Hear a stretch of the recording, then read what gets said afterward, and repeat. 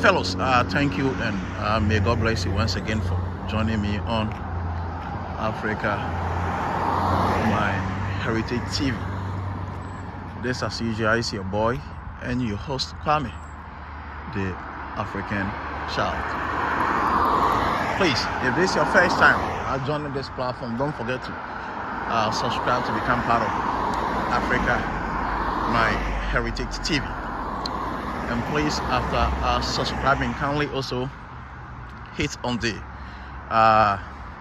notification bell icon. And if you hit on the notification bell icon, it is going to open a dialog box or menu box onto you. And when the menu box pops up, please select from the list all notification. Doing so will enable you to have access to all the live content that we are going to upload on this great platform.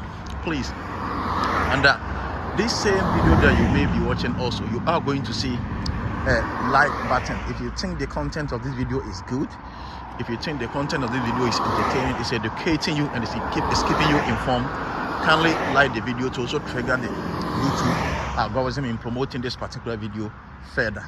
Please, you are also going to see a comment button. With the use of the comment button, you can bring forth your suggestions and opinions onto me as to how you would want me to improve on the quality delivery of content on this platform.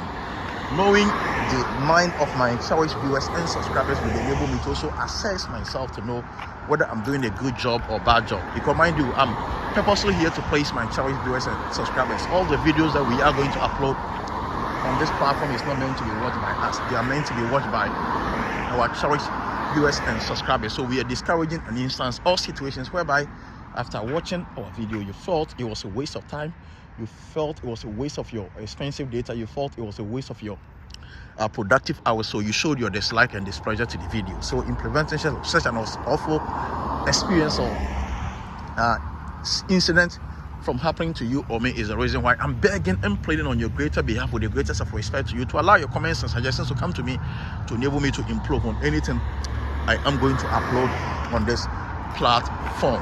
Please also share this video to enable it to go across all the other social media platforms. Also, please recommend Africa, my Heritage TV, to all your friends and family. Thank you, and may God bless you that you are going to do that. So today I'm going to discuss something with you. So this is how I thought abroad was. So back in Ghana, back in Africa, this is how I thought abroad was, or this is how I thought abroad is going to look like, or this is how I was perceiving abroad to be. This is how I was like conjecturing or like projecting the life in abroad, or the life in Abrochiri, or the life in the West, or the life in Western countries like America to be. That was back in the days that I was in Ghana. That was back in the days that I was finding myself in Africa. I had a lot of anticipations. I have a lot of expectations with respect to having chance to come to abroad and the life that you are going to live here, should in case you are fortunate enough to come here. I thought it is a place that you're going to see a lot of trees like I'm showing you. I thought it is a place that you're going to see a lot of trees like I'm showing you. And on most of these trees that I'm going to show you, you are going to see monies being on these trees. So if you look at the tree, I thought you're not going to see leaves on the tree, but rather you're going to see monies on the branches of the tree, and you can just climb the tree and you can just shake the branches of the tree, and it's going to bring down some monies on the ground for you to descend from the tree to come and pick. That was what I thought. I thought abroad or Abrochire, or life in the West, or life in places like America, you can barely walk on the streets and you'll be picking monies on the ground, or you'll be picking money from the floor. That was what I thought. That was then back in Africa, back in Ghana. That was my thought, thinking about how life in abroad was going to be. That was how I was perceiving it to be. That was how I was anticipating it to be. That was how I projected it to be. But strangely and to my surprise, I got here and it was far different. It was nothing that met my anticipation and expectations. So all my projections, all my prophecies, all my predictions with respect to the life that I'm going to have, or people are having in America or in any Western world, was wrong.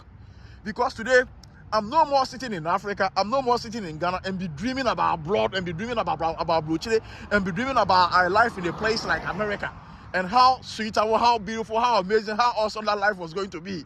I'm no more sleeping and dreaming. I'm living to the realities of my dreams back in Ghana and back in Africa. The dreams that I used to have about America. Today, I'm finding myself in America. Today, I'm walking on the streets of America, and I'm telling you, most of the dreams, most of the anticipations, and most of the things that I was thinking, in case I'm fortunate enough to get to America, I'm going to have access to it for free. I'm going to have access to it without going through any struggle, without going through any wahala. I am here, and I'm telling you, my expectations and anticipation has never been met, because the situation here and the challenges here are far, far different. I thought America, or the streets of America, I thought most cities in America is going to be like a place that you are working in, like maybe say Kejetia. You see, so now if you're in Kejetia, if you're in a place like Breport Junction, or if you're in a place like Aldum, or maybe say if you're in Accra, you're in Circle, you are inside Accra Central, or you're maybe in the places like maybe say Alajo, or the most populated places in Accra, or if you go to the other regions in Ghana. I thought the streets of Abuja or the cities of Abuja is also going to be like the same thing that I see and have been witnessed in my own country, Ghana. Neither did I get here to realize that no, this place is like a ghost town. This place is like a ghost paradise. You see, you can barely walk on the street for 2 hours. You can barely walk on the street for 3 hours. You can even walk within the small cities within your neighborhood. You cannot even meet a single people. You're not going to meet a single individual. Yes, trust me. You are not going to meet a single individual. And sometimes you would ask yourself, so where are all these people? So unlike my own country, Ghana, that if you just hit on the streets of Ghana, you are going to see a lot of people. If you hit on the streets of Ghana, you are going to see a lot of people. You see a lot of human beings, individuals walking on the street.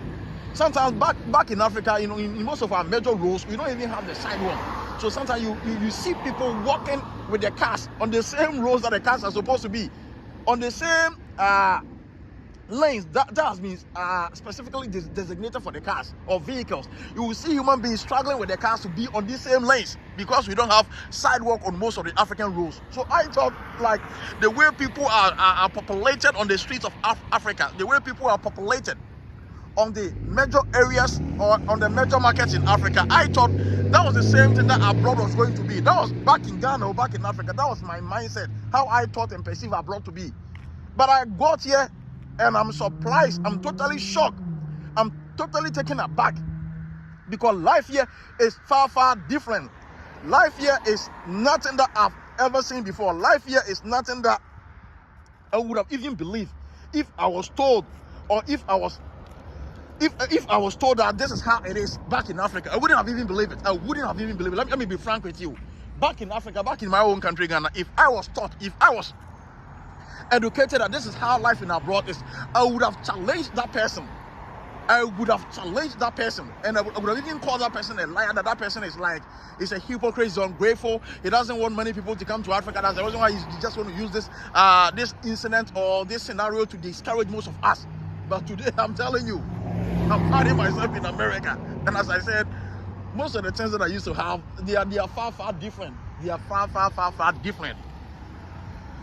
You see, now I decided to just do some walking. I've been walking for almost about 2 hours. I've not even met a single individual.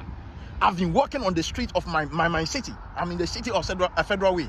I've been walking for almost about 2 hours now, and I've not met a single individual. Why? Where are the human beings in America? Because mind you, America is a country with 50 states. And if you combine the population of all the 50 states, they are getting to almost about 500 million. But yet, I'm walking in the streets of America. I've been walking for almost about 3 hours now, and I've not met a single individual. So where are the human beings? All these human beings are the cars that you're seeing. So here, the cars that you are seeing are the human beings. The cars that you are seeing are the human beings, because human beings are driving those cars. Human beings are occupying those cars. So here, you don't see technically human beings walking on the streets. You don't see technically human beings walking on the sidewalk. You see them riding cars. So here, you don't meet people like we used to meet people in my own country, Ghana or Africa. Like any place you go, you see a lot of people, because we don't have access to cars or motorbikes or bicycle. We don't use the public buses. So we are always walking. But here, you don't see people like that. People are always driving their cars. So here, it is hard for you to even walk or do some working out on the street, and to even have the chance and the guts to even meet, let's say, 10 people. You will not meet them. Because the person that you are wishing to see or meet on the street, if the person is not having the car that he's going to ride, the person is going to ride a public bus. If the person doesn't feel the public bus is comfortable, the person is going to ride maybe say Uber or maybe say Lyft. If the person think he doesn't have the money for Uber or Lyft, the person is going to ride a motorbicycle or maybe say a bicycle. So technically, each of the human beings existing on the face of earth here, they are having their own machine, or they're having their own ways of transportation, which is not by walking like we used to do in Africa. Here it's not like that. Here it's far different. Here it is far different. You see, it is far different here in this country. Everyone is having a car in this country. Everyone is having a car in this country. Everyone is having a car. Car is not a luxury in this country. Car is not something that has been reserved for the rich, the wealthy, and the powerful, and the people with influence in the society. Car is there for ordinary people, ordinary Americans, ordinary African immigrants that have been able to find themselves in the American land. Car is available onto anybody. So everyone is driving a car. So you barely see people walking. And the person, as I said, doesn't want to. If you can see somebody walking, the person is walking because he's just doing some exercise. He's just doing some working out. Besides that, everyone is having a car. Everyone is using the public bus. Everyone is using the light rail. Everyone is driving a bicycle. Everyone is driving a motorbicycle. Everyone is using Uber or Lyft. So you don't see anybody walking. So if I had a lot of time today, I can even decide to even walk for 5 hours. I won't meet a single individual because they are all occupying their cars. So when I was in Ghana, back in Africa, if someone living in America, or if someone living in Germany, or if someone living in Britain, or maybe say Canada, had even told me that this is how life here is, I would have doubted the person. I would have even challenged the person. I would have even called the person a liar. But today, I'm just finding myself here and I'm living to the realities of whatever they told me that I thought it was a lie. I'm living to the realities of everything. So this is how life in abroad is.